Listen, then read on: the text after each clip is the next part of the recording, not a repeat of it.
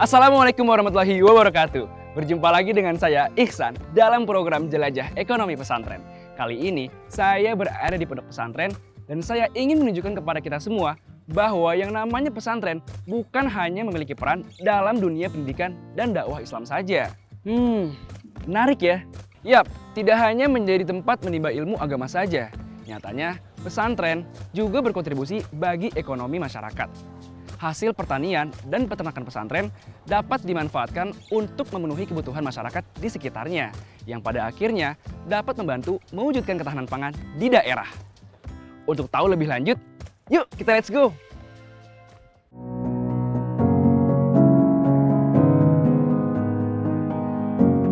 Keberadaan pondok pesantren tentu memegang peranan penting dalam kekayaan khazanah Islam di Nusantara, termasuk pendidikan dan kegiatan ekonomi. Terletak di Dukuh Kampir, Desa Sudipayung, Kecamatan Ngampel, Kabupaten Kendal, Provinsi Jawa Tengah. Pesantren Al-Musyafa merupakan lembaga pendidikan Islam yang mendalami isi kandungan Al-Quran dan hadis serta pendalaman kitab-kitab klasik, kitab kuning yang bermazhab Imam Syafi'i atau lebih populer dikenal dengan metode Salafiyah. Setidaknya ada kurang lebih 2.600 santri yang bermukim di pesantren ini. Para santri tidak hanya mempelajari Al-Quran dan pelajaran formal, tapi juga mempelajari kewirausahaan, khususnya di bidang pertanian dan peternakan. Pembelajaran tersebut merupakan upaya pesantren untuk mewujudkan ketahanan pangan dan kemandirian pesantren. Pesantren Al-Musyafa didirikan oleh Kiai Haji Mukhlis Musyafa pada tahun 1988 di atas tanah seluas 8.151 meter persegi. Memiliki visi terwujudnya sistem pendidikan sebagai peranata sosial yang kuat dan berwibawa untuk memberdayakan semua warga masyarakat untuk berkembang menjadi manusia yang berkualitas, sehingga mampu dan proaktif menjawab tantangan zaman. Pesantren Al-Musyafa berkomitmen mencetak pemimpin dan kader bangsa yang kuat secara iman, berilmu, dan berakhlak mulia. Para alumni Al-Musyafa diharapkan dapat turut serta membangun bangsa sesuai perkembangan zaman.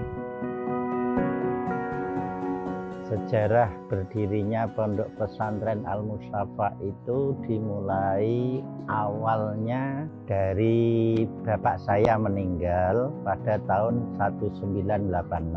Kemudian 1987 saya membuka majelis taklim. Itu belum berani mengasih nama Pondok Pesantren, belum pede lah istilahnya. Jadi majelis taklim tempat mengaji dari mana-mana, dari pondok sebelah, dari tetangga-tetangga ikut mengaji ke sini. Itu tahun 87, 88, 89 ternyata kok ada anak yang mau mukim, mau tinggal di sini. Akhirnya beranilah kami beri nama Pondok Pesantren Al-Musyafa ini tahun 1989. Saat itu santri 19 orang. Kemudian meningkat tahun berikutnya 27, tahun berikutnya 32. Terus akhirnya berkembang menjadi pondok pesantren yang saya beri nama Al-Musyafa ini. Ada 3 unit pendidikan yang diterapkan di Yayasan Al-Musyafa. Di antaranya yaitu kajian kitab kuning dengan metode salaf, program tahfiz Al-Quran, jenjang pendidikan formal dari SD, SMP, dan SMK, dengan paduan kurikulum pesantren. Di bawah binaan para ustadz yang kompeten, Al-Musyafa juga menyediakan berbagai kegiatan ekstrakurikuler yang dapat diikuti oleh para santri, seperti tahsin dan tahfiz Quran, takhosus kitab salafi, seni baca Al-Quran, khitobah 3 bahasa, hadroh, praktek ubudiyah, pramuka, bela diri, English club, komputer, futsal, voli, basket, tenis meja, PMR, paskibra, dan marching band.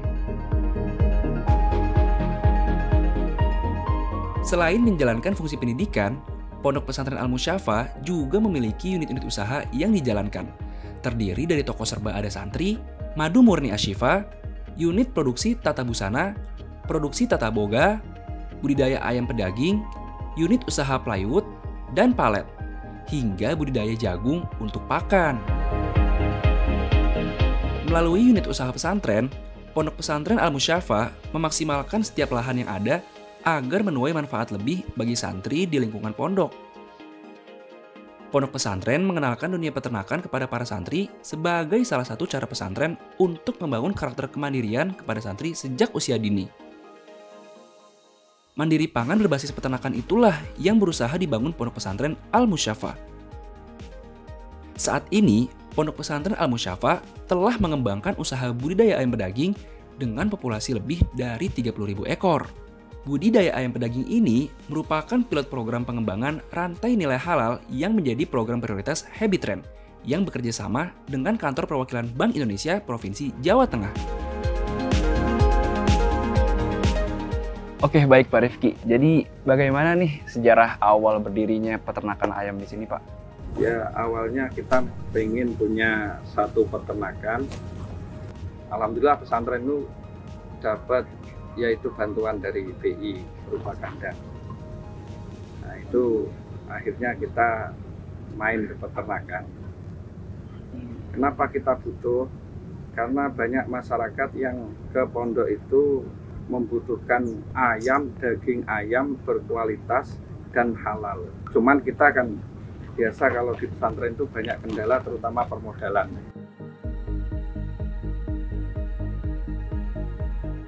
Oke, baik Pak Ustadz. Jadi kegiatan usaha apa nih yang dilakukan pondok pesantren dan berkontribusi terhadap ketahanan pangan masyarakat sekitar? Awalnya kan sesuai dengan tujuan utama tafakuh fiddin. Kemudian kita bertransformasi. Santri-santri kita bekali skill. Kita pakai bahasa transformasi. Jadi hari ini pesantren tidak hanya tafakuh fiddin tapi juga membekali santri-santri untuk berusaha. Dengan harapan kelak ketika jadi alumni itu bisa berperan di masyarakat sebagai tokoh agama, tapi ekonominya juga kuat. Ini tujuan Al-Musyafa membekali santri-santrinya di skill entrepreneur ini. Oke Pak Ustadz, bagaimana nih dampak yang dirasakan pesantren maupun masyarakat sekitar, terutama yang mendukung ketahanan pangan di sekitar pesantren? Sangat-sangat positif.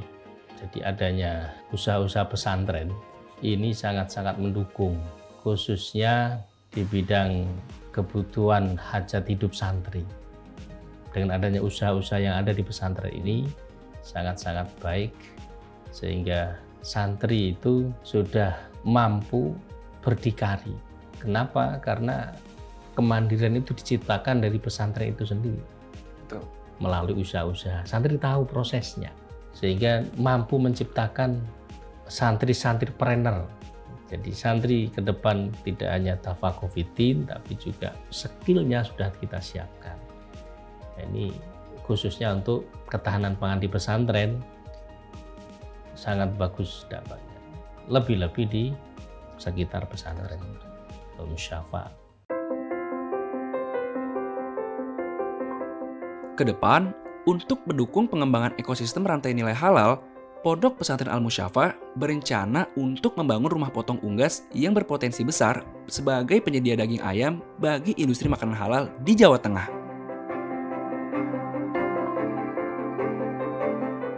Lalu Pak Ustadz, bagaimana nih rencana pengembangan usaha untuk kedepannya?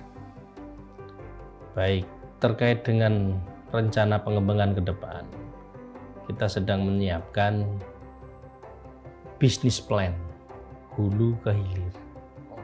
Jadi jangan sampai santri itu kita bekali, kita didik hanya sebuah produk saja yang sifatnya konsumtif, tapi kita bekali skill santri itu melalui usaha dari awal. Tidak hanya makan ayam goreng tidak, tetapi dari mana ini ayam goreng. Ini yang sedang kita rencanakan. Alhamdulillah kita disupport oleh BI agar kemandirian pesantren ini terciptakan. Nah, kita produksi ayam.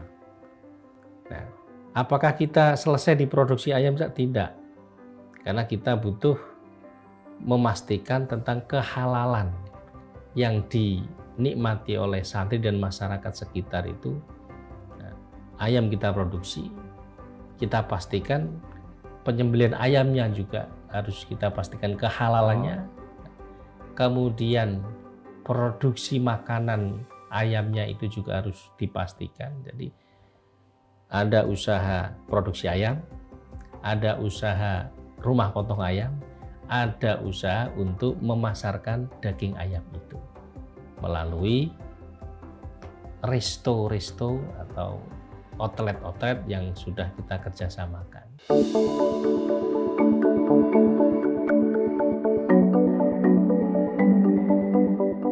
Wah, ternyata di pesantren tidak hanya menimba ilmu agama saja ya teman, tapi kita juga belajar untuk menjadi mandiri dan berperan penting untuk masyarakat sekitar dengan beternak dan berbudidaya.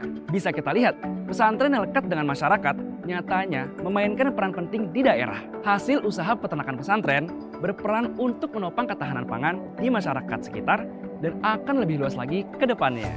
Mari kita dukung terus usaha pesantren yang memiliki peran penting dalam masyarakat sekitarnya.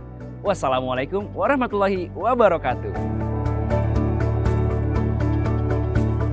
Alhamdulillah, dengan ini selesai sudah perjalananku untuk menjelajah ke pesantren-pesantren dari barat ke timur Indonesia. Semua juga berkat kamu, Sarah. Dan terima kasih ya sudah mau membaca dan membalas pesan ini dengan penuh inspirasi berkat perjalanan kamu juga. Agak klise ya kalau aku bilang perjalanan kita ini saling melengkapi. Hehe. Sampai ketemu di Jakarta ya, Sarah. Salam untuk Bang Ibrahim, Kak Hajar, dan Ismail. Aku berencana membawa keluarga besarku untuk bertamu dalam waktu dekat. Sampai ketemu ya. Assalamualaikum.